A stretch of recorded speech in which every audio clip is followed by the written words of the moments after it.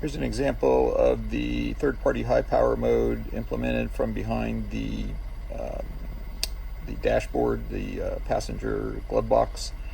You don't need to take apart the dashboard in order to do this, but I've done it for another part of my project, and it does help see what's going on here.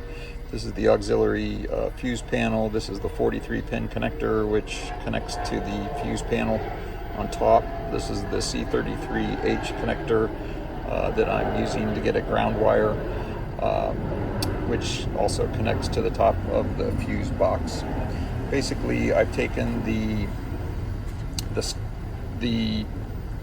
Ford Transit, if you have the high-spec interface, comes with this pigtail connector which has too many wires, so you want to use the original one that's installed in the vehicle and just insert the wire into slot pin 24 for the third-party high power mode, which is the SRC inhibit.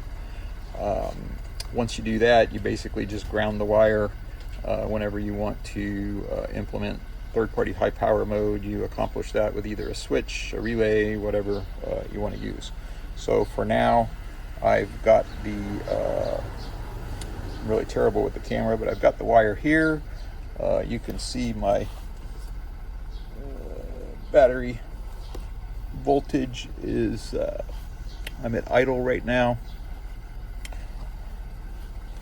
Sorry about terrible skills, but let me connect the alligator clip, give it a couple seconds, and it ramps up to 14.5 volts. So that, like I said, you would implement a switch or a relay to do that. Cruise down the road. Once you no longer need the third-party high power mode, you would simply disconnect the switch or the relay. It takes about a couple of seconds, and the voltage will drop back down to 13 or below.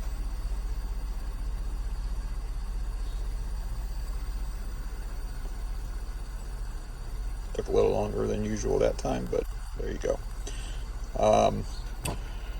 What can I tell you? In order to pull those pins out of the connector, you basically just pop that, just squeeze the yellow tab in there and pull it out. You're going to want to use a small screwdriver like this to help you once you have the tab removed. Once again, I apologize for the really crappy video. I'm not a videographer at all.